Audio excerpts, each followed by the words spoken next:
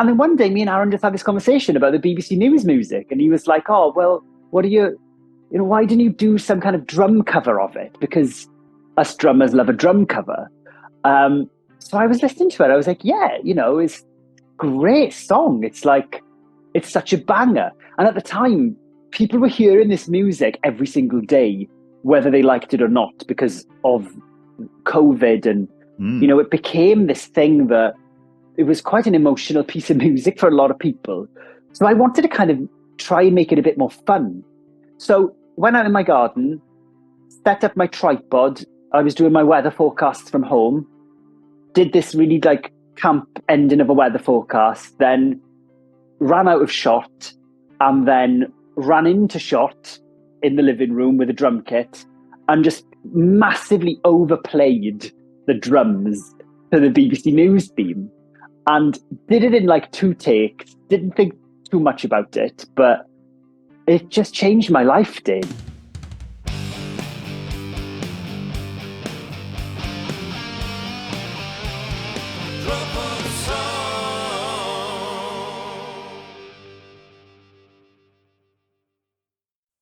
Welcome to another episode of Drum for the Song podcast. I am your host, Dane Campbell.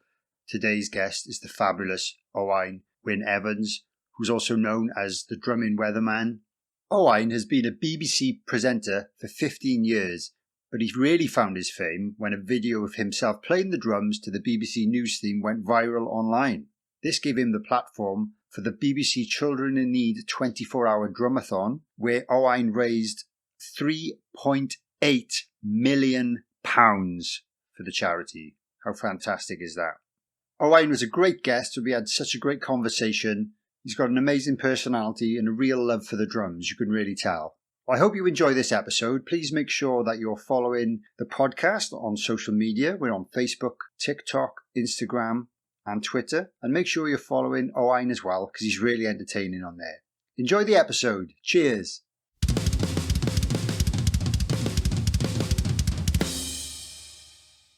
So welcome to another episode of Drum for the Song podcast. My name is Dane Campbell. I am your host today. And today's guest is the fantastic, fabulous Owain Wyn Evans. Dane, how are you? Thanks for the intro. I loved it. Well, I've tried my best. I'm really good, actually. Thanks. How are you doing today? Yeah, I'm great. I'm really good, thanks. I'm back in Cardiff now, which is lovely. Having moved around the UK doing various jobs for the past couple of years, but it's so lovely to be back in Wales and to hear a fellow Welsh accent as well. Well, it's a shame here as well, because I've had a few Welshmen on this podcast, but there's a lot of Englishmen and women and Americans, and I got a Canadian on last month. Nice. Yeah, it's also nice to get a Welsh accent on back again. It's such a strong one as well. Oh, absolutely. And it's so it's so weird when, I don't know if you found this at all, when you've been on your travels and going around different places, when you've got a very distinctive Welsh accent. I kind of thought that it might change a bit, having lived out of Wales for nearly 10 years. But it's just, you can't shake it. I'm from Ammanford in southwest Wales, and this accent, ain't going anywhere. I think when it's that strong, I know from that area of Wales specifically, it is a bit more of a stronger, I think I've got a strong accent, but I think in that area, I've known a few guys from there over the years, all rock musicians, I suppose, and they've all got very strong accents as well. But absolutely. So nothing wrong with that at all. I think it's great. And thanks for representing us internationally as well. Thank you, Dane. I think it is. It's great. And I know you've done a lot of work up the north of England, so it must be really cool actually representing us to the people who live up there every day. Oh, totally. And when I I spent a bit of time up in Leeds and Manchester. And it was quite strange, actually. Both of those places, Yorkshire and Lancashire, really did remind me of home, because you've got big kind of ex-industrial areas up there, where mining was a big thing, or there were mills or whatever. And now a lot of those places over the past 20 years or so have completely changed, obviously. So that definitely gave me a real kind of feeling of almost like being at home when I wasn't at home. And also, when I got a job as a weather presenter up in the north of England, before, I've been a drummer since I was 7, but really before the drumming came back into, I suppose, my life in a big way, and before people realized that I was a drummer, I was working as a weather presenter, and I did think, I was like, oh God, I've got this super strong Welsh accent. I'm going to the north of England. Are people going to get it? Like, are people going to like it? But it's worked really well for me. I've got to be honest. People have really liked having somebody with such a strong Welsh accent and sort of flamboyant identity. And for me, that's just been lush, because that was a thing that I hid for years, really. Yeah, and like that's one thing I think is really cool, that because I've been kind of revising watching some of the interviews you've done in the past, and like you said, like you said, you kept yourself in the closet for a while, like publicly. Yeah. And like really sorry to hear that you felt like you had to do that with your exposure. So one thing I wanted to bring up, I was going to bring it up later, but like for anyone that is listening, any drummers or any musicians or anyone who listens to this show who might still like be in the closet, do you have any, advice for them that might help them take the steps to come out of it? Because I know it must have been difficult for you. Yeah, absolutely. And it was, I think the weird thing for me is that when I was younger, growing up in Ammanford I'm 39 now. So when I grew up in the kind of mid 80s and then through the 90s, obviously there was no representation as such. We had like 4 TV channels. If there was ever a gay person on TV, they'd be the butt of a joke, or, they'd be some ludicrous over the top character. So that impacted on me, and it took a really long time for me to like get that out of my head, really. And then, yeah, I went back into the closet when I was like 18, 19, when I first got my job in TV. And that was weird. So I suppose the advice would be is that coming out it's such a kind of personal thing, and it's a thing that people can't be forced to do, but unfortunately are forced to do a lot of the time when people are outed, or, you hear about, even if you look in very recent history in the past 10 years, there have been so many cases of different, like, let's look at celebrities, who have been outed by the press or whatever. So I think that it's just a thing to remember to do whenever you're ready to do, I suppose. And also not to feel bad about not feeling ready to come out. Yeah. Because I think it's got to kind of happen at some stage, but also, and it'll probably never feel 100% like this is the right time to come out, But for those listening who maybe feel like they're in that position, I guess it's just to remember that it's okay to be gay, it's okay to be bi, or anywhere on the LGBTQ spectrum. And just to remember that it's never as scary as you think it's going to be, I suppose. Yeah. Oh, that's really great. So thanks for doing that, as I know it's a difficult subject to talk about for some people, and I know you've talked about it before, and obviously you do some activism as well. So yeah, what and I know you do lots of presentation things. So what can you tell us that you've done to kind of help, well, the movement, but hopefully help with the progression of it?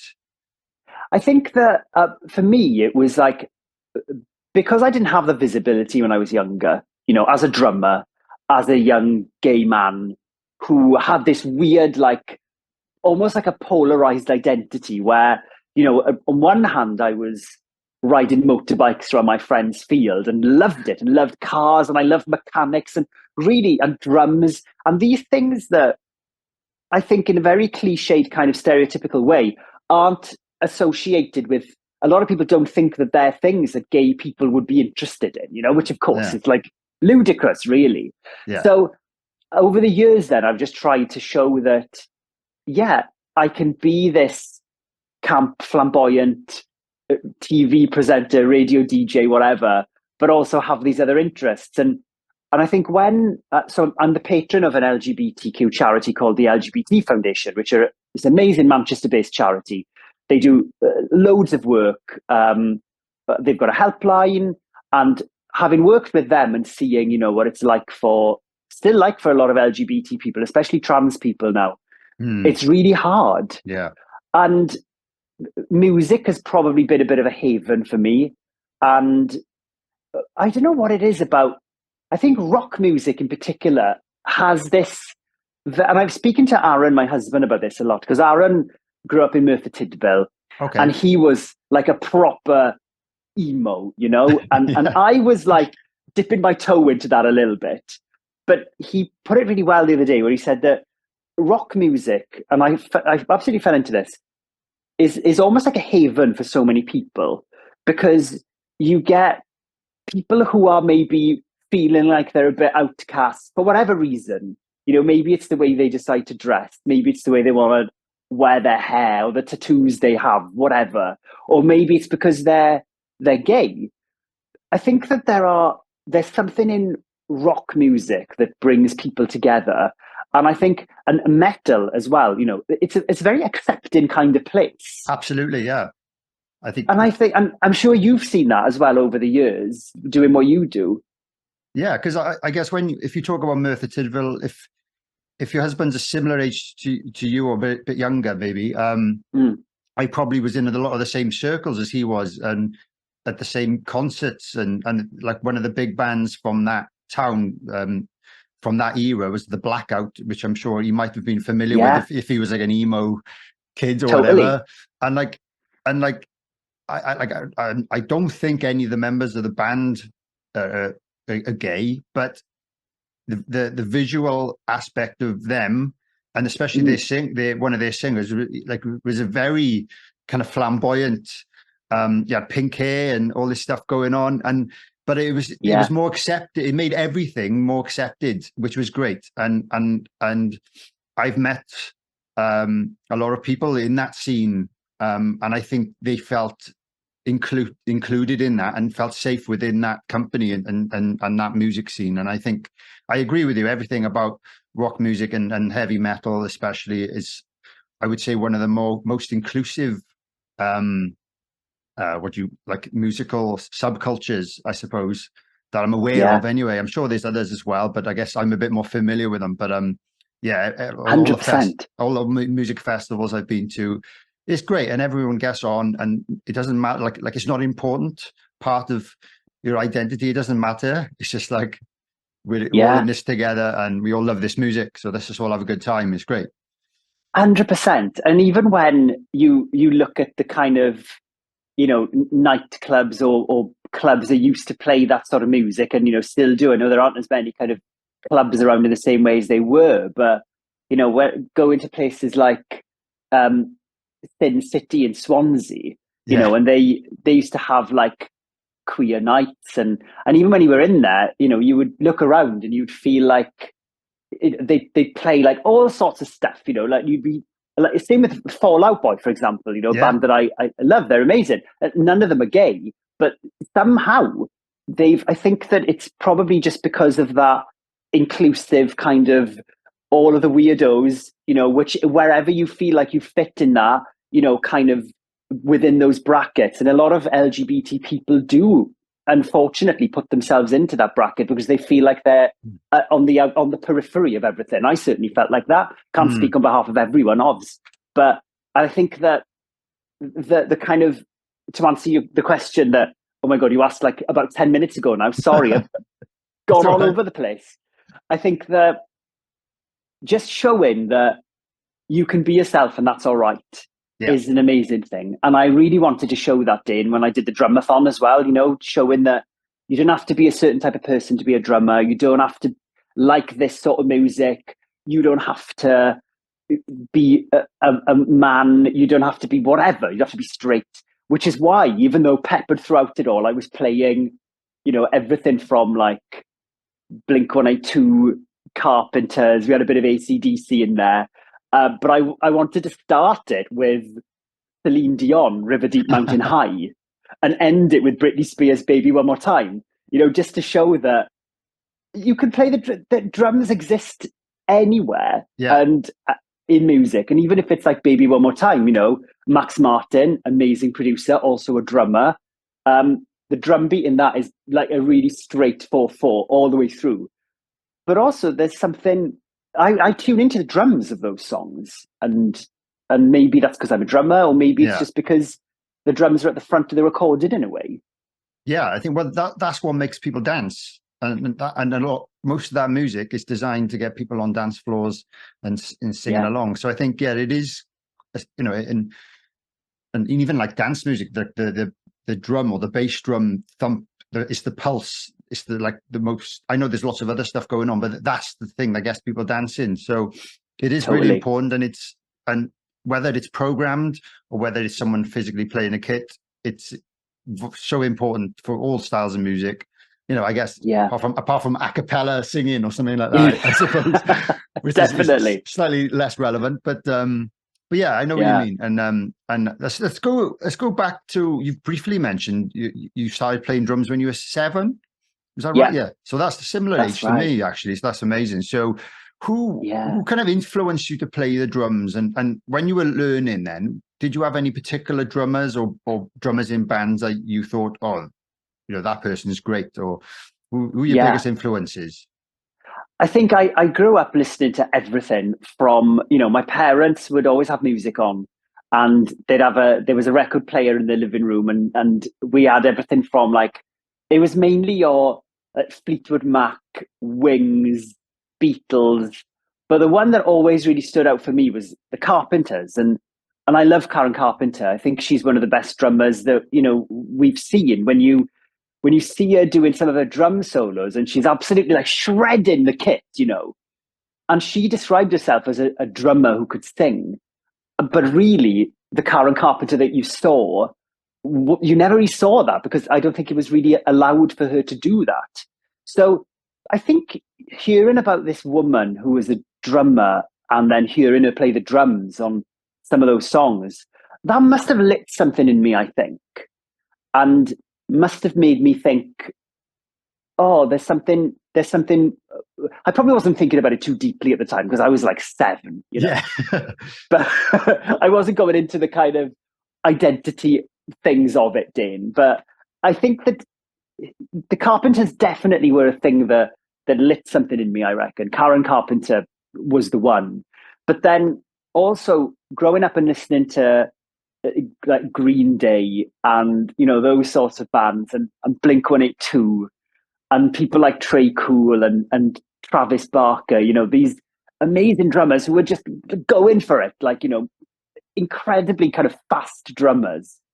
I think as I got into the drums then, they were the things that I wanted to emulate, or they were the things that I wanted to be as a drummer. But I never forget seeing my first drum kit when I was 7, and it was in the school hall of Ammanford Junior School. And it was a red Pearl Export kit. How nice. And it was the one with the really deep shells that had these weird chrome extensions between the lugs on the toms. And it just looked amazing, it was all chrome. And it belonged to the father of 2 kids who were in school, a guy called Brian Vaughan.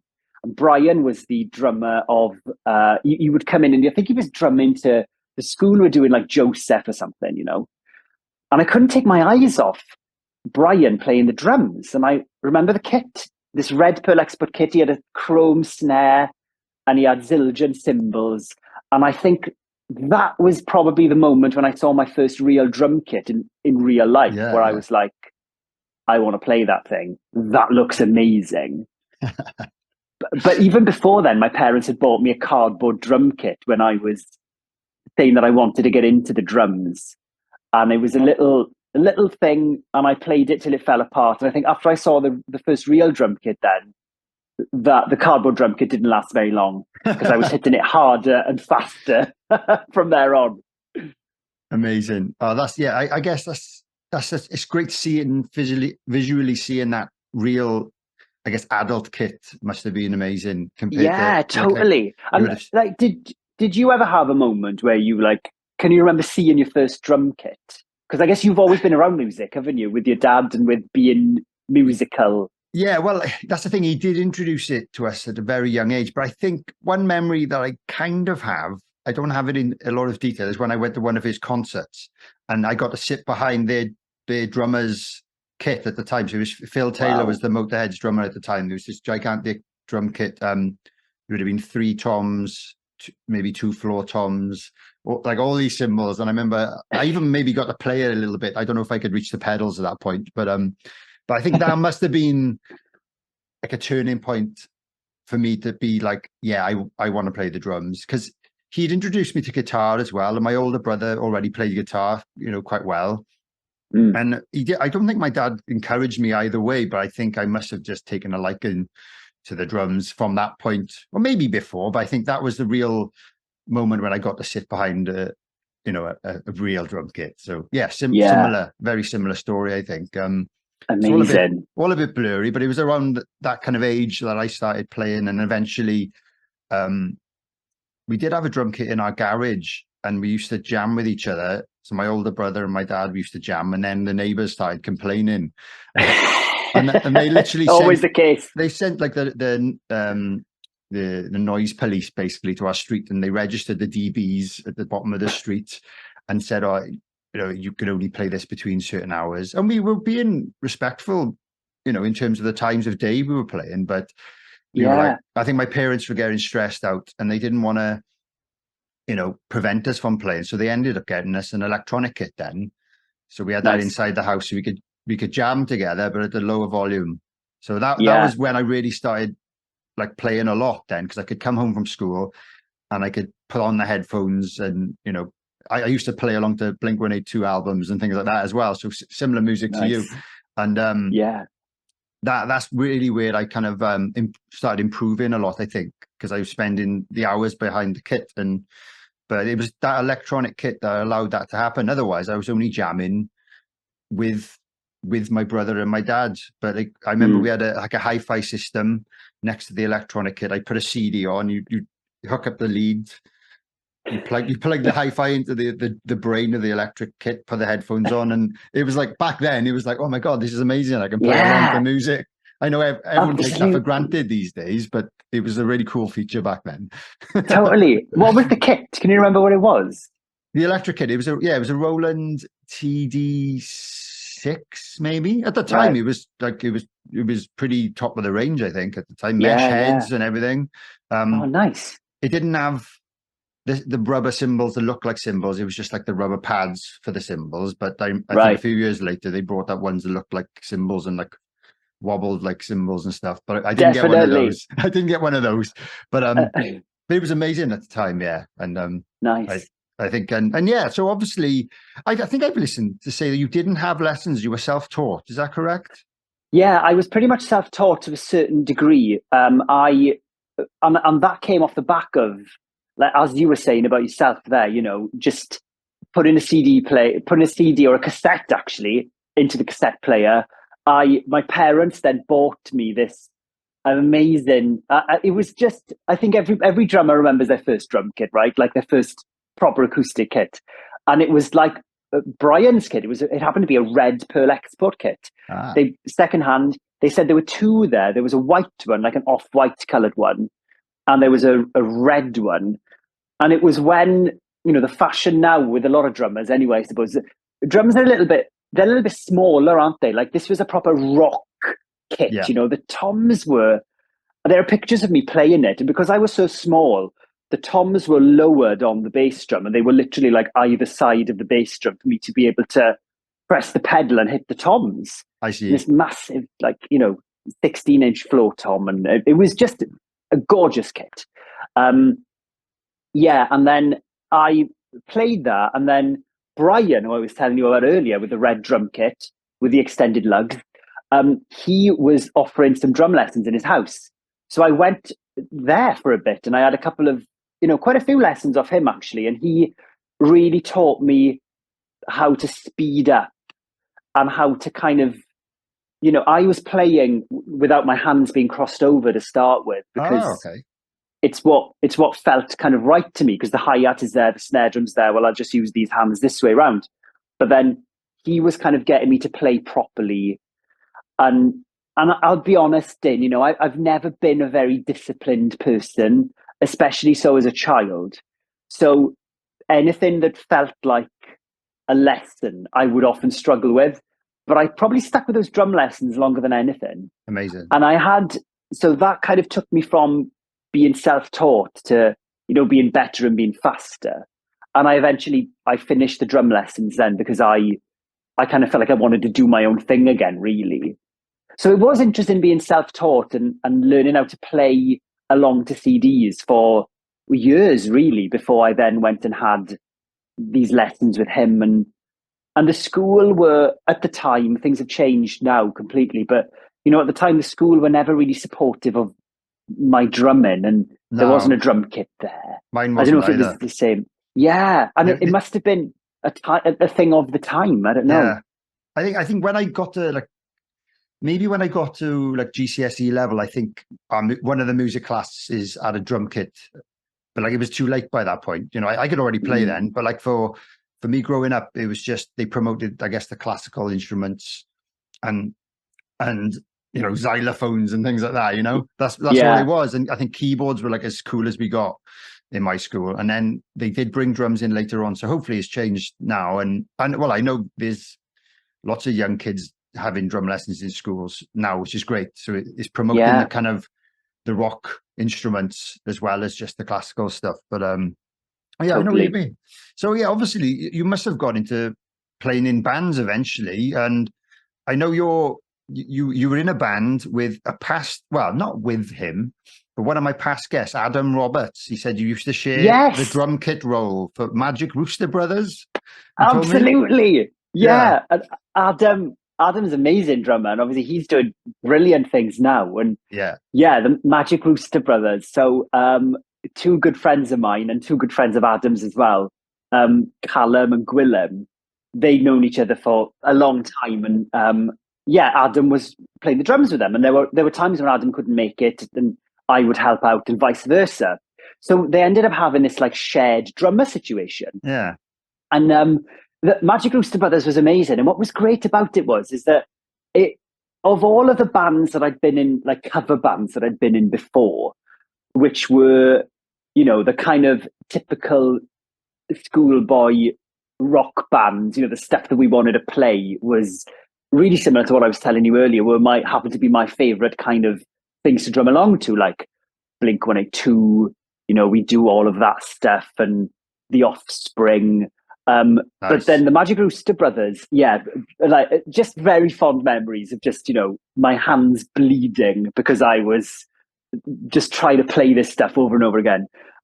Weirdly, Magic Rooster Brothers, though, was a very different kind of feel. It was more melodic. They liked, Gwilym had a little, a harmonica, and this wasn't music I'd never really played before. So that kind of, it's really interesting when you're in cover bands, how a lot of the time it's quite, easy to stick to your genre, isn't it? Yeah. And do what you're used to doing. But then with those guys, they would do kind of blues music and stuff I'd never really played before. And I wasn't really disciplined to play that as a drummer. But I, stuck with it and got used to doing that then. But over the years, the cover bands have been loads of drummers, I'm sure, have the same kind of thing where, you really want to do it and you really want to play in these bands, but a lot of the time life gets in the way. And I ended up working as a weather presenter. This was about 10 years ago now, 10, 12 years ago. And really when I started doing shift work then, it wasn't really working for me to be able to be up really late on some nights playing the drums and then have to, throw on a suit the next morning and tell people what the weather was doing. No, exactly. So I kind of I left being in bands then, which I really missed in. It was a thing that I loved doing, but unfortunately wasn't working with my kind of work life, I suppose. And I guess when you get those kind of breaks and you're on television, you've got to take those opportunities. You don't want to be turning down things like that. And obviously that's gradually led to where you are now, which is, a fully fledged household name, TV and radio presenter. It's amazing what you've achieved. So congratulations for that. And thanks, Dane. It's mad. It's absolutely mad. It is. Yeah. But it shows, with hard work and you take the opportunities you get. like I've always done the drumming thing. I've dabbled in other things, but I've always done the drumming things. But like there's probably certain things because I'm in a drum and I've always been in bands.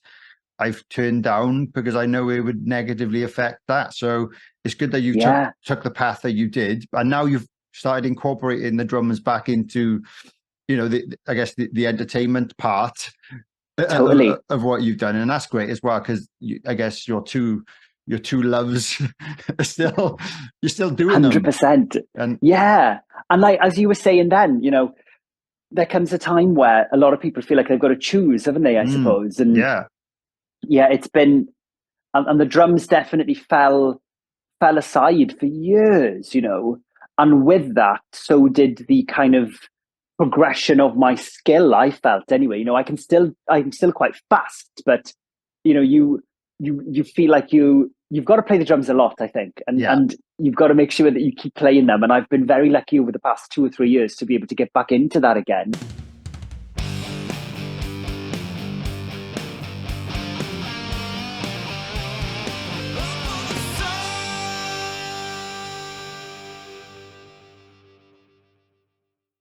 Apologies for interrupting this episode of Drum for the Song.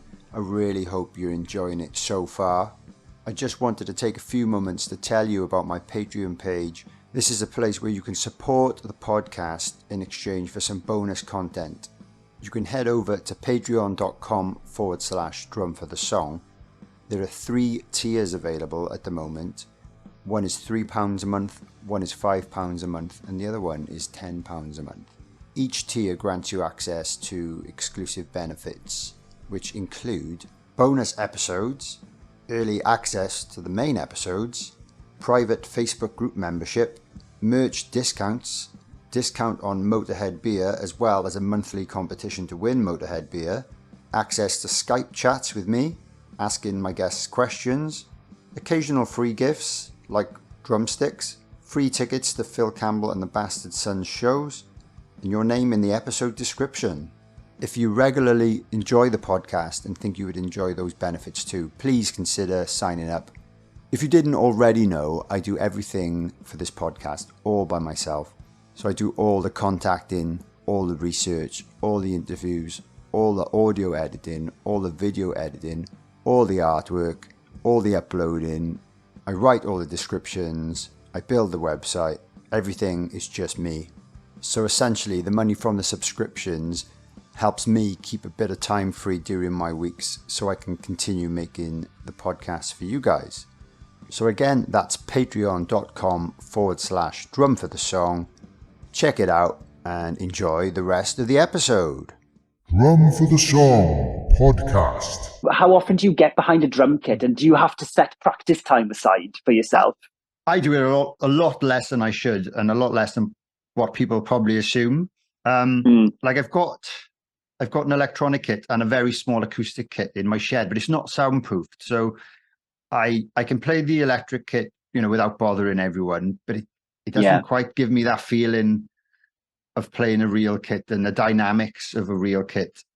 So sometimes I'll just kind of go on the acoustic kit for like 5 minutes because I know it's quite noisy, and I do it in the daytime. But I think since I always make excuses because I do this podcast and a few other things. The way I see it, it kind of takes up the time I maybe could be practicing. But then I don't know if I would still use that time to practice. If I've got like tours coming up, or like I'm starting a cover band at the moment, and we're learning some covers. Nice. So then that gives me an excuse to get behind the kit. Otherwise, because I'm not having lessons myself, I'm not giving lessons, that I keep making excuses and reasons as to not get behind that kit. So I think, I guess this is advice for anyone listening. I think it is good to kind of set yourself a routine. Like you asked me, I don't have a routine. If you say, I'm going to do an hour on this day, an hour on this day, and an hour on this day, that's 3 hours of practice that I'm not getting. And you can really improve if you're practicing the right things in that time. You can play for fun, and there's lots of guys out there that have described or recommended actual practice routines where you'd set out your hour into different sections, like there's a bit for fun, there's a bit for learning something new, there's a bit for technical or technique or whatever, and then you end up with a bit of fun or whatever. Just because Nice. like you can play along to your favorite songs, but are you really improving by doing that? If you can already play them, Totally. probably not. So you need to push yourself a bit. But I've Yeah, gone you're totally right. off on a tangent here, but I just No, thought it's it's really relevant. interesting. It is. Yeah, definitely. I feel like I've been, apart from one or two rudiments I've practiced recently to try and put them into my band, I feel like I've been at the same level for like the last 10 years, you know, and honestly, and I feel like I've wasted that time where I could have improved so much if I'd put the hours in, and maybe got a teacher would have helped. But I But you don't know know. what? I'm You're still doing all right, aren't you? I'm doing all right. Yeah, that's the thing. I think that's what's deep down, because I am in a band and I can just about make a living out of it. It doesn't give you that kind of desire to. I think you don't have the hunger that you would if you were trying to make it, if you're just learning and you really want to get to the stage where I want to get to the stage where I can play a gig, or I want to get into a band. You've got more hunger and more desire to improve then. So it's a mental thing, I think. And that's one fault where I've been at my level. I've been in a band, been in a touring band, that I don't have that incentive to improve as much as I perhaps should, because I know I can play my own songs, and as long as I can play them well on stage and make it look good and keep time as well as possible, people think I'm good. Do you know what I mean? But I'm not. But then Totally. I share stages with so many bands and drummers, and I'm like, whoa, I don't want to go on after that guy, and it makes me feel really average then, you know. So I think that's those opportunities, and sometimes speaking to people on this podcast, they inspire me a little bit. But you've got to make the time really, and put time aside to do it. That's what I'd totally. I was no, I completely agree, and I think that the problem with the drums a lot of the time is exactly as you were saying. Like even like a professional musician like yourself, it's hard to. Drums are so loud. Yeah. And electric kit, like I've got a DW kit that I've had converted to electric, and by Jobeky, and do you know what? It's brilliant. And whenever I take it into a TV studio, the sound guys love it because they literally just plug a couple of XLRs into it or whatever, and the whole thing, as far as they're concerned, is all mic'd up and ready to go. Obviously, it's not exactly the same as an acoustic kit, but I think that for me, the drum kit is as much the sound it makes, and as you say, the little, it's a different dynamic when you're playing an electric kit. Yeah, playing a kit that's like big, it feels like a proper drum kit when I'm playing it because they're real shells. Yeah. And the cymbals are metal cymbals. Takes me one step closer to feeling like I'm actually practicing on an acoustic kit, which psychologically is quite important for me. I don't know why. It's weird. Absolutely, yeah. It's more satisfying, isn't it? And Yeah. you're gonna sit on that stool for longer if you're enjoying it more, I guess. So that's 100%. really cool. I've heard about those Jobeky kits. So it's essentially a trigger sensor underneath the, is it like mesh heads or silent stroke heads or something you've got? Yeah, I've never tried it. And but yeah, so it's like you're triggering electronic sounds, but you're playing real shells. And yeah, I've heard some good examples like on YouTube of people demoing that, and that might be a good option for me to go into for my little drum shed thing. Definitely. So what do you do with? So have you got low volume cymbals then, or are you using real cymbals? Well, I'm using Jobeky electric cymbals now. So I've got the DW kit they're 2 rack toms, float on bass drum, the usual sort of setup. Then I've got a ride, 2 crashes, and an effect cymbal, which is normally like a china. And obviously with it being electric, you can assign them to be whatever you want them to be. I really like the electric cymbals because obviously they don't move around as much perhaps, but they're quiet, and it's just been perfect for me doing my practicing and a lot of TV work with the kit. But a lot of the time when I go and do TV jobs and they want me to drum, they'll hire a drum kit. So there'll be an acoustic kit there that's mic'd up or whatever. So you're always getting used to playing on these different kits. But a lot of the time, especially doing what I'm doing, where, I'm not a professional drummer, I'm a presenter who plays the drums.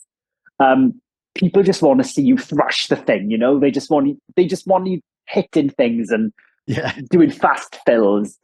So for that instance, it works pretty well to just use whatever drum kit they provide. But if I could take my DW kit with the Jobeky triggers with me everywhere, I absolutely would, because it's just, I love it. Oh, good. Well, that's a good thing for people to look into. I don't think they've come up on the podcast yet, but it's something I'm definitely aware of. So that's that same black DW kit that I've seen on YouTube, the news theme tune and all that on. That's the one in the house. Yeah, that's the famous kit. The famous kit. Yeah. So, but I'm just thinking, actually, obviously most of our UK listeners will be familiar with you, but I do have quite a lot of listeners overseas. So, do you mind, I know you've had a long career, briefly summarising your TV and radio career up till now, just so they kind of know what you've done and who you are? Absolutely. Absolutely. So I started off, after I left, I grew up in Ammanford, which is a town in southwest Wales. And then my delight when I was growing up was the drums, but I'm also really interested in lighting and stage design.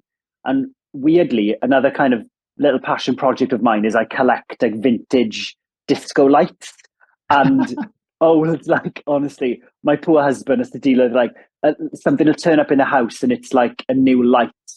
And I'm still really interested in moving headlights, robotic lighting. So I've got a couple of old Very lights that used to tour, that obviously these things are now redundant and aren't really used as much. So I've bought a couple of them, and they're just lying around in the house, because you can't really fire them up because they've got arc bulbs in them, and they just, drain power, and you have to get a console to run them. But anyway, so I was always interested in that. Left school, went to uni, dropped out because the course wasn't for me. And then the plan was to get the grades up on the drums to maybe work professionally as a drummer, because I loved it. But then when I was 18, I got a job with BBC Wales here in Cardiff, presenting a kids program, a news program for kids. And I did that for the next 10 years. 10 years. And I loved it. And, it was brilliant. Then through that, got interested in the environment. So then I started working as a weather presenter, got a job first as a traffic and weather presenter for Radio Cymru, which is the Welsh language radio station here in Wales, because Welsh is my first language. And then ended up, because of the TV experience, becoming a weather presenter. Then I got trained by the Met Office, did a bit of meteorology with the Open University, and then almost became like a weather supply teacher, where I would be if they needed a weather presenter in Scotland, I'd fly up to Glasgow to do their weather for a week. Or they needed the weather in Leeds, I'd go to Leeds. Or I was living in London, then me and Aaron moved to London. And then to condense all of that, I went back into news for a bit, but then weather was always the thing. We were living up in Leeds during lockdown. And obviously it was a really horrible, scary time, and people didn't know what was going on from one day to another. And I don't know what lockdown was like for you, but for me, it was very scary. Yeah, and it was.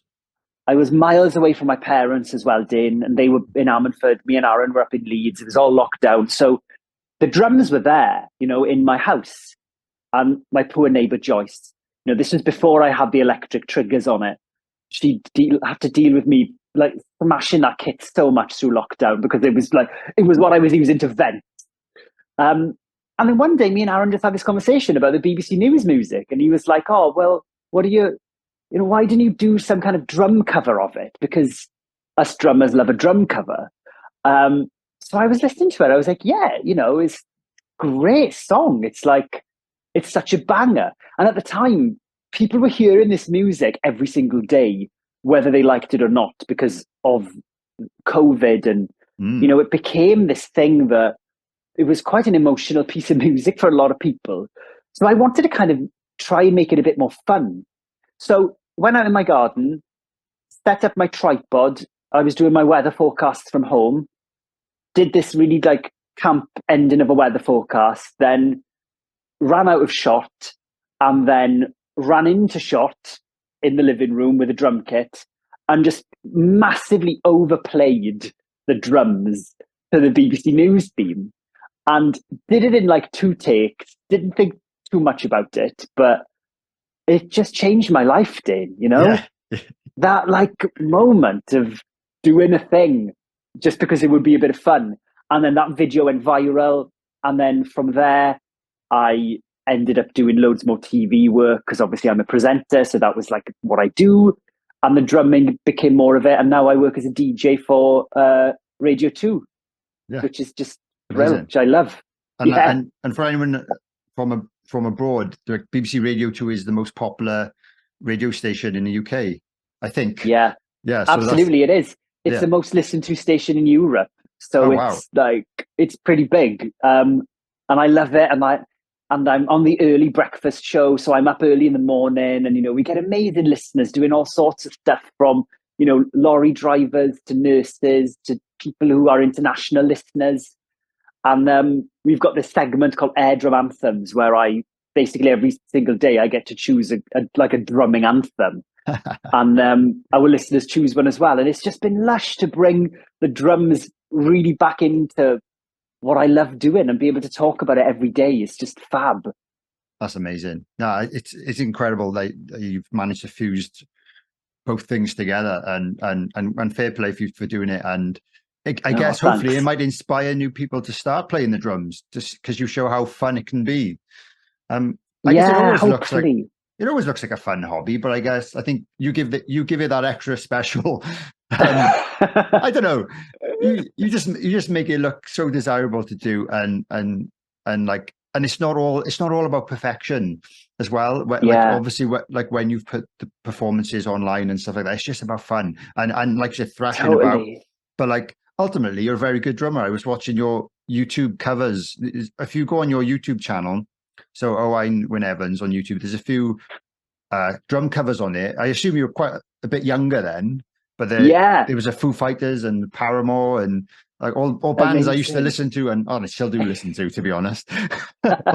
So I really enjoyed those. So thanks, Dane. Feel free to make more. Yeah, I really should. And you're right, the perfection thing is, I never sell myself as like the world's best drummer, because it's the hobby. It's the thing that I love doing and has now become part of my job, really. And whenever I put videos up, I haven't got my kit with me at the moment because we've just moved house. So I go to a rehearsal room in Cardiff, music box, and they're brilliant. And I just set my little tripod up with my light, and I just play along. The drums aren't mic'd up, so it sounds very kind of raw.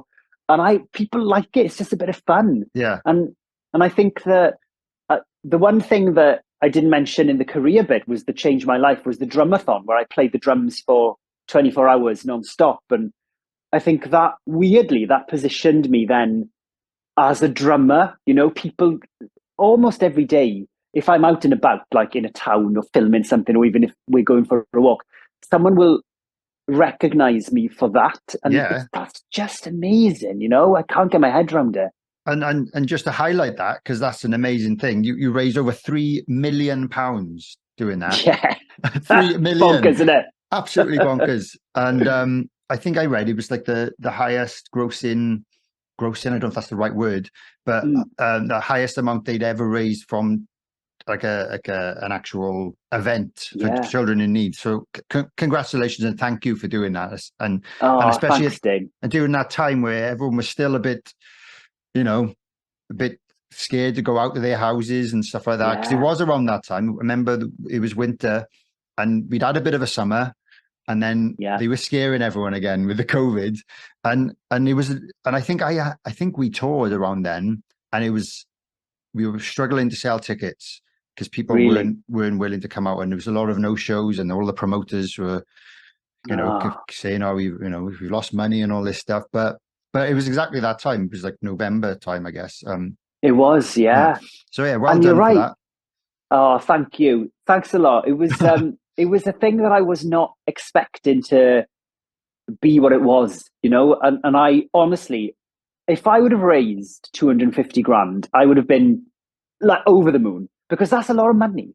It's a load of money.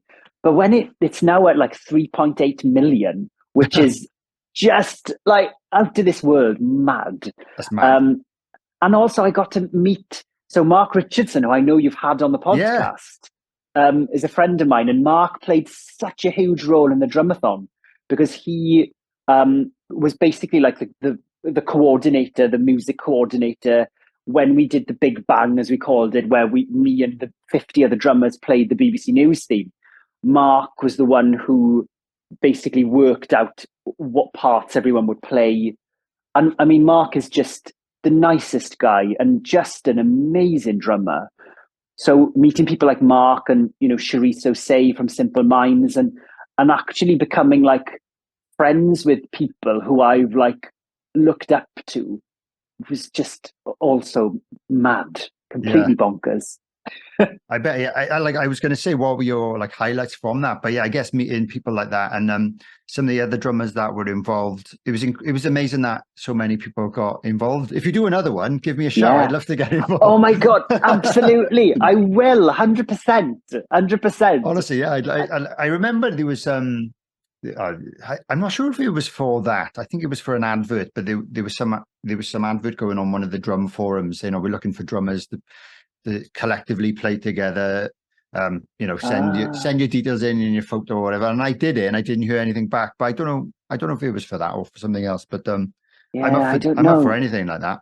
But amazing. Amazing. Yeah. Well, obviously we're coming towards the end now, and I've got a Patreon page, and one of my perks is that they get to ask you a question. So while we're talking about the drumathon, I've got a question from David Rudd, which like, how did you prepare for it? Because obviously you had to play drums for 24 hours. Like, I've never played drums for longer than 90 minutes in one go. So physically, that was obviously a very demanding thing. But his other question, where'd you buy your extensive range of snappy suits from? Two great questions there, Dane. Two great questions from, was it David you said his name was? Yeah, David, yeah. David. Well, so the drumathon to start with, you, Dane, like somebody like you're used to playing the drums for like long periods of time, like 90 minutes, and absolutely thrashing it.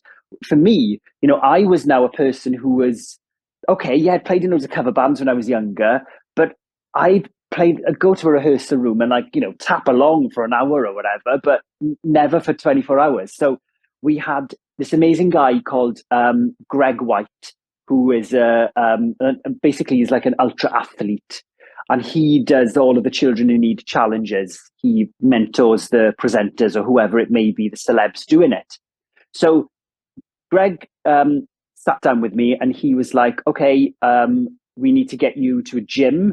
So I ended up I had to go to the gym for, I think it was probably about 4 months running up. He put me on this kind of routine, at the gym. And they were everything from like cardio stuff to the most hilarious exercises where you'd get like, let me see if I can get something to show you. You'd get like a dumbbell, and I used to call them the limp wrist exercises, because you'd have to basically do this. And I was looking like the campest thing ever in the gym, just literally with these two little dumbbells doing this, strength and all this. Yeah. So there was that, but there was also learning to speak whilst drumming, because I was interviewing people whilst drumming and listening to talk back. So learning to do all of this stuff. So that it took about 3 or 4 months. And then I was drumming for, in the end, about 6 hours a day, just to, get up to having the stamina of being able to do it and all of that. And then, it all worked. And off coffee for 2 weeks before the drumathon. So if I needed to, if I was crashing, they were basically like lobbing coffee in my mouth, to get me up again. Yeah. And as for the suits, all of my suits are just off the peg, from places like high street places or places like ASOS. I love brightly coloured suits. And I've played the drums in almost all of them now, and I've not wrecked any of them yet. Wow. It's the themes that, tend to go, but they're all pretty good. I don't spend money on suits. I've never been one for designer clothes, because I've never had clothing allowances in any of my jobs. Right. So, you buy them yourself, and things look good on TV, always put a little bit of a brooch on, darling, to give it a bit of something. Yeah, And I've noticed that. It's great. It's amazing. But that's your thing, and it gives you like that, like I call it like a USP as a presenter. That's your thing, and instantly recognizable, and you're more memorable for that as well, which is ideally, as a TV presenter, that's what they want. They want someone to represent the show and that people want to see again. So 100%. I think you've nailed it there. Have you ever played, Dane, have you ever played the drums in a 3-piece suit? I guess I've done a wedding gig, but no waistcoats or anything. But yeah, I've worn a suit. It's horrible, but no waistcoats, I don't think. Oh, well, actually, I played drums for 2 songs at my own wedding. Oh, so nice. That was fun. So technically I have, but not for a long period of time. Must be very difficult. And it's the waistcoat. It must be really restrictive, I guess.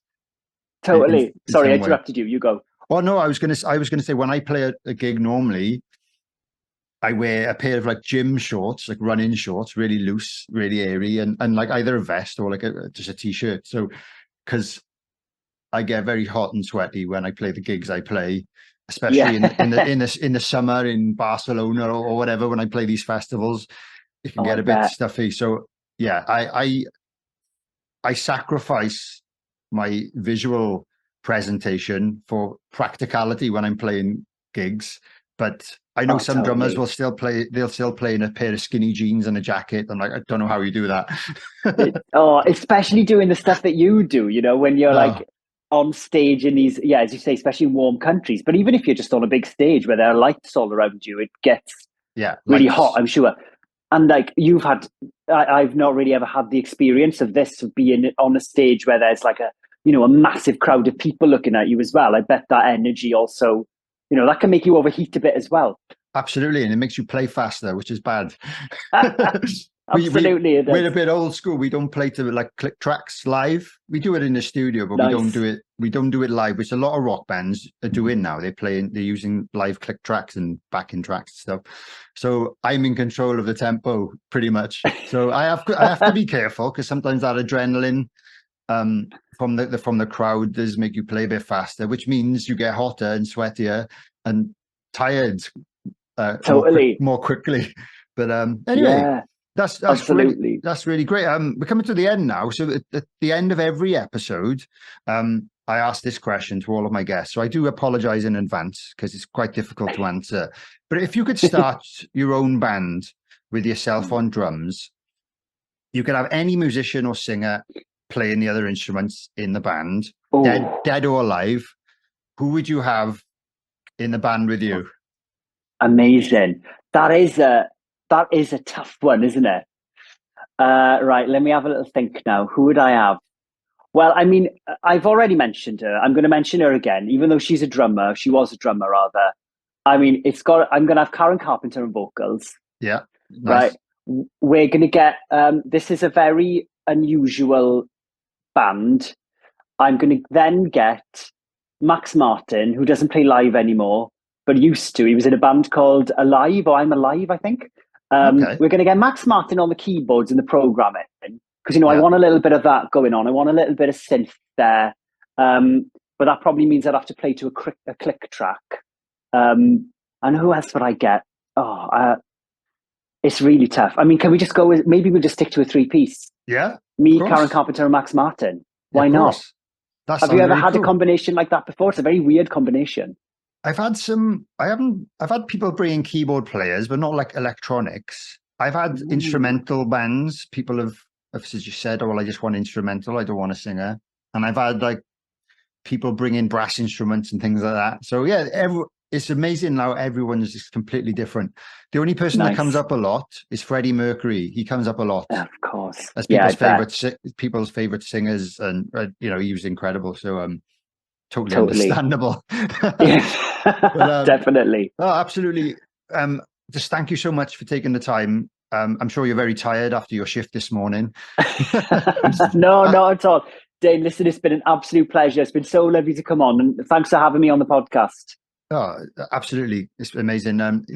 Maybe we can, now you're back in Cardiff, if I ever see you about, I'll say hello. And if you're ever at any events or something, it'd be nice to meet you one day. Or if you ever do another drumathon, hit me up, please. I will, 100%. No, we must meet. Absolutely. I'm sure we will. That'd be great. Yeah. Well, thanks and have a great day. And we'll speak soon. Thanks a lot, Dane. Take care. Cheers. Bye.